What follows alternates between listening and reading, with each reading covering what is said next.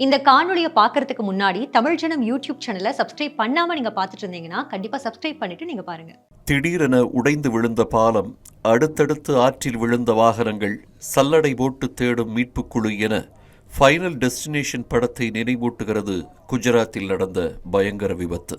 வதோரா மாவட்டத்தில் பாயும் மஹிசாகர் ஆற்றின் குறுக்கே கட்டப்பட்ட காம்பீரா பாலம் தற்போது கம்பீரம் இழந்து கோரமாய் காட்சியளிக்கிறது.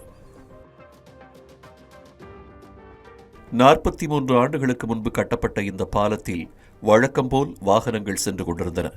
ஆற்றில் பெருக்கெடுத்த வெள்ளத்தை பார்த்தபடி வாகனத்தில் சென்றவர்கள் பயணித்துக் கொண்டிருந்த போது கண்ணிமைக்கும் நேரத்தில் பாலத்தின் நடுப்பகுதி திடீரென இடிந்து விழுந்தது. என்னவென்று சுதாரிப்பதற்குள் அடுத்தடுத்து 6 வாகனங்கள் ஆற்றில் விழுந்து மூழ்கின. இதைக் கண்டு மற்ற வாகன ஓட்டிகள் அதிர்ச்சியில் உறைந்தனர்.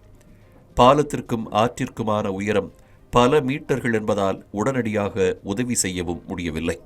வாகனங்கள் மேற்கொண்டு முன்னேற முடியாததால் வதோரா, ஆனந்த் நகரங்களுக்கு இடையேயான போக்குவரத்து முற்றிலும் துண்டிக்கப்பட்டது. தகவலறிந்த மீட்புக் குழுவினர் சம்பவ இடத்திற்கு வந்து ரப்பர் படகுகளின் உதவியுடன் மீட்புப் பணியில் இறங்கினர்.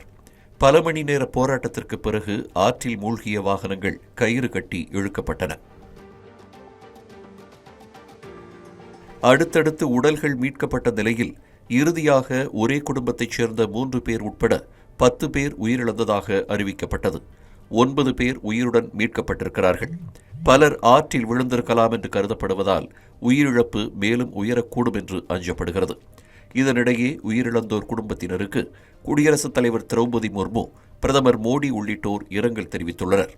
உயிரிழந்தோர் குடும்பத்தினருக்கு பிரதமர் நிவாரண நிதியிலிருந்து தலா 2 லட்சம் நிவாரணம் வழங்கப்படும் என்று அறிவிக்கப்பட்டிருக்கிறது. இது மாதிரி பல சுவாரஸ்யமான தகவல்களை பார்க்கணும்னா தமிழ் ஜனம் யூடியூப் சேனலை சப்ஸ்கிரைப் பண்ணுங்க.